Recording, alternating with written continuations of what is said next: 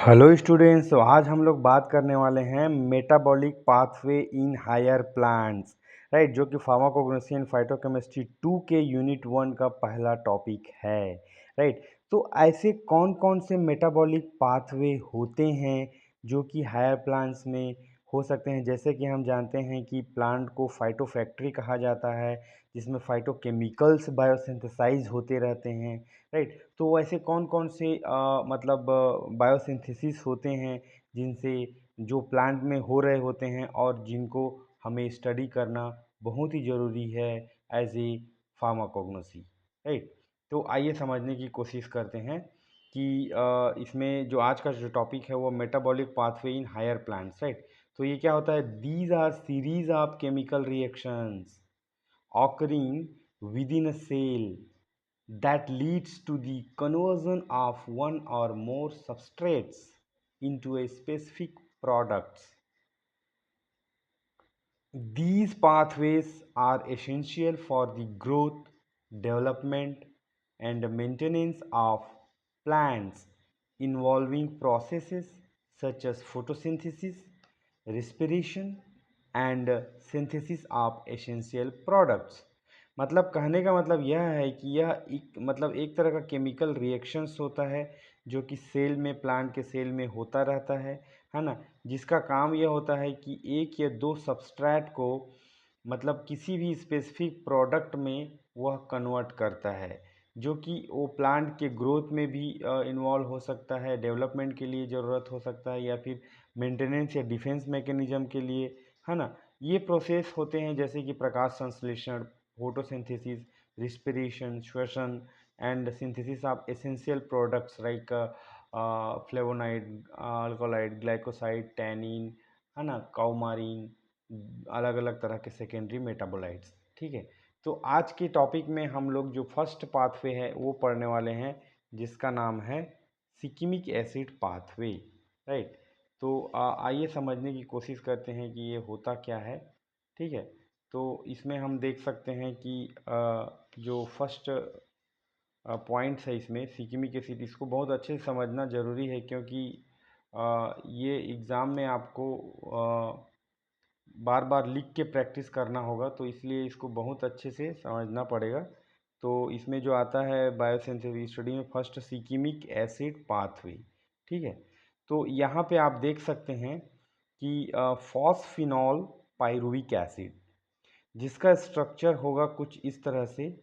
यहाँ पे carboxylic acid होगा COOH, ठीक है, COPO3H2, ठीक है। इसी को आपको याद रखना है कि ये नीचे जाने वाला है नेक्स्ट में, है ना। मतलब जब भी आप याद करेंगे तो उसके बाद डबल बॉन्ड CH2, इसको बोलते हैं फॉस्फिनॉल पायरुविक एसिड। प्लस और क्या होता है इसके साथ, फर्स्ट CHO, है ना, एल्डिहाइड का जो फंक्शनल ग्रुप है वो रहेगा, और यहाँ पे दो C रखेंगे आप, एक तरफ हाइड्रोक्सिल ग्रुप एक तरफ हाइड्रोजन, उसके बाद CH2 OPO3H2, यहाँ पे भी OPO3H2 है, OPO3H2 है, ये आपको याद रखने में इजी होगा। तो इसको क्या बोलते हैं, इरेथ्रोज 4 फॉस्फेट, ठीक है, इरेथ्रोज डैश 4 फॉस्फेट। तो ये नाम आपको याद रखना होगा यहाँ पे इसको लिखने के लिए, और ये स्ट्रक्चर इजी है, अगर आप 2-3 बार लिखेंगे तो आपको याद हो जाएगा। ये दोनों मिल के क्या बनाते हैं, यहाँ पे आप देख सकते हैं, ये जो COOH है और CH2 है, ये यहाँ पे सीधा सीधा आके जुड़ जाएगा ऊपर में, ठीक है।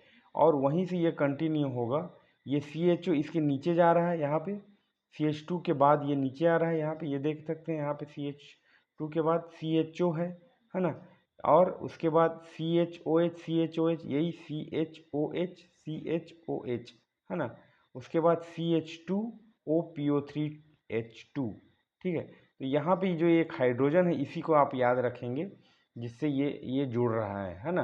तो इस पूरे स्ट्रक्चर को हम क्या बोलेंगे, 2 कीटो 3 डिऑक्सी 7 फॉस्फो डी ग्लूकोहेप्टोनिक एसिड। 3 या 4 बार आप इसको लिखेंगे तो आपको ये याद हो जाने वाला है, 2 कीटो 3 डाइऑक्सी 7 फॉस्फो डी ग्लूकोहेप्टोनिक एसिड, ठीक है। अब ये जब फिर से जाता है फर्दर कन्वर्जन के लिए, तो उसमें होता है रिमूवल ऑफ फास्फोरिक एसिड।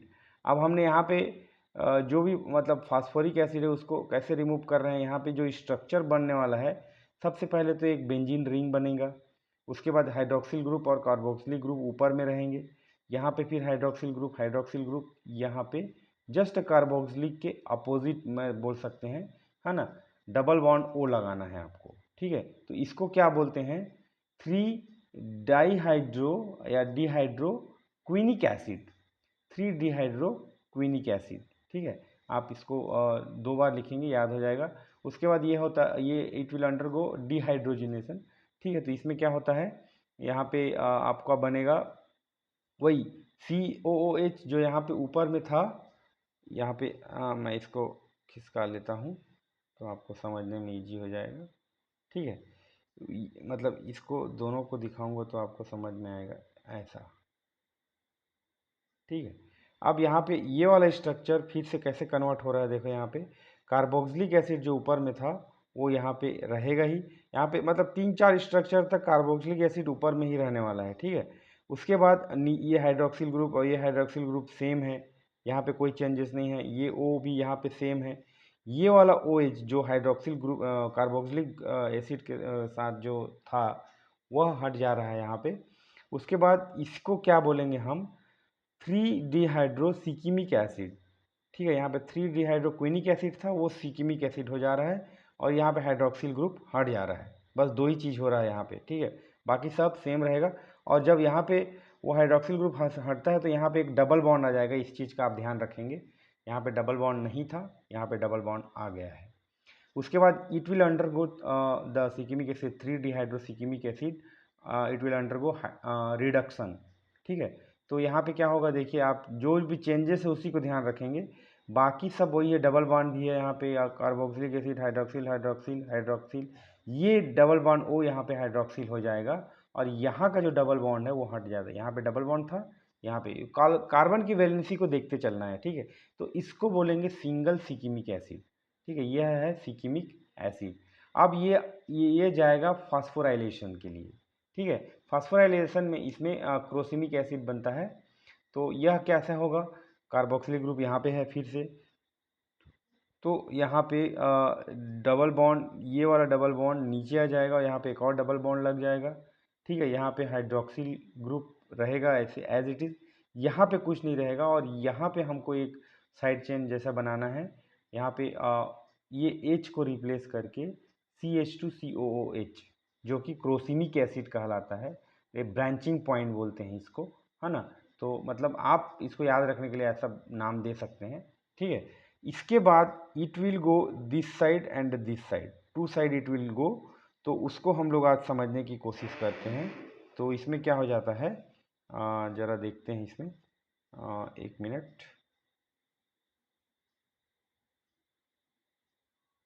ये हो जाता है, यहाँ पे आप देख सकते हैं सिंपल रीअरेंजमेंट वही क्रोसिमिक एसिड का, और ये हो जाएगा यहाँ पे देख सकते हैं COOH तो था ही, ये OH और यहाँ पे एक H जुड़ जाएगा, और ये वाला पॉइंट आपको जो ब्रांचिंग पॉइंट से ये निकला है COOH COH CH2, वो वाला इधर यहाँ से यहाँ पे था पहले, वो यहाँ आके जुड़ जाएगा, तो इसको बोलेंगे हम लोग प्रीफेनिक एसिड, ठीक है।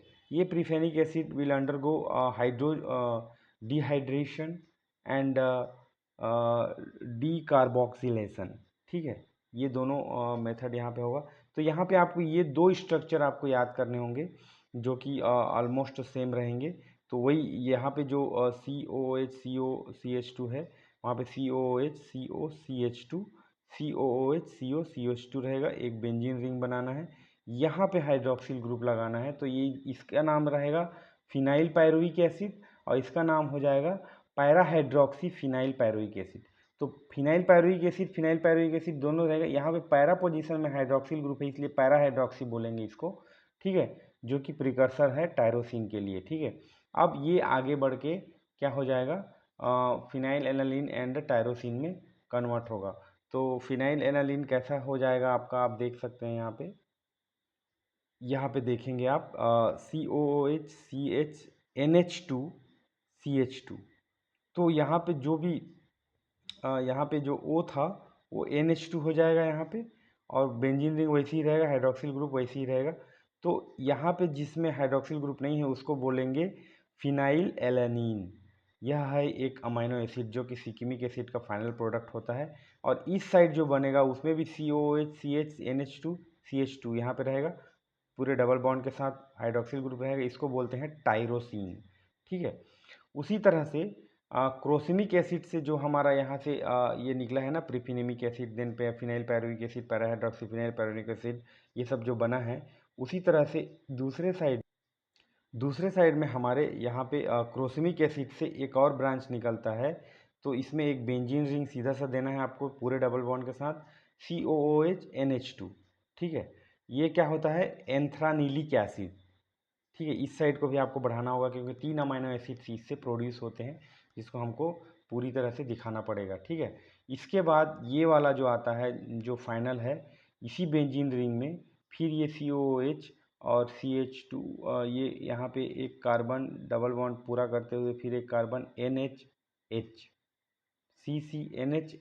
CCNHH ऐसा याद कर सकते हैं। फिर यहाँ पे ये वही वाला सिस्टम यहाँ पे आ जाएगा, कार्बोक्सिलिक एसिड CHNH2 CH2, है ना। यहाँ पे कार्बोक्सिलिक एसिड CHNH2 CH2 वही चीज़ है यहाँ पे। ठीक है। यहाँ पे तो ये हो जाएगा ट्रिप्टोफैन। यह भी एक अमीनो एसिड्स है। तो phenyl aniline, tyrosine, tryptophan, 3 amino acids इसमें बनते हैं। तो आपको तीनों को बना के दिखाना होगा। ठीक है। इसका यूज़ क्या है, application of shikimic acid pathway, तो ये आप दे सकते हैं precursor for biosynthesis of amino acids, obviously, है ना, क्योंकि इसमें अमीनो एसिड्स ही प्रोड्यूस हो रहा है। और प्रोडक्शन ऑफ टैनिन्स, फ्लेवोन्स, कौमारीन्स, वेनिलीन, ये सब भी प्रोड्यूस होते हैं सिकिमिक एसिड पाथवे से, राइट। तो यह आपको मतलब बार बार लिख लिख के देखना पड़ेगा, तभी आप कंप्लीट बना पाएंगे। इसका कोई शॉर्टकट ढूंढने की कोशिश मत करना, क्योंकि आपको ये इसमें पूरे मार्क्स मिल सकते हैं अगर ये एग्ज़ाम में आता है तो। और सिकिमिक एसिड पाथवे बहुत इंपॉर्टेंट है, कई यूनिवर्सिटी के कई एग्ज़ाम्स में कई सालों से पूछा गया है। ठीक है। तो मैं अपने वीडियो में पूरा क्लियर बोल रहा हूँ कि इसको तो बात मत छोड़ना। ठीक है। आपको इसको लिख लिख के देखेंगे तो आप 7-8 बार लिख देंगे तो आपको याद हो जाएगा, और यह एक एक महीने में आप इसको रिवाइज कर सकते हैं till the end of your exam. यह नोट्स मैं आपको टेलीग्राम चैनल में दे दूंगा, लिंक डिस्क्रिप्शन बॉक्स में मिल जाएगा।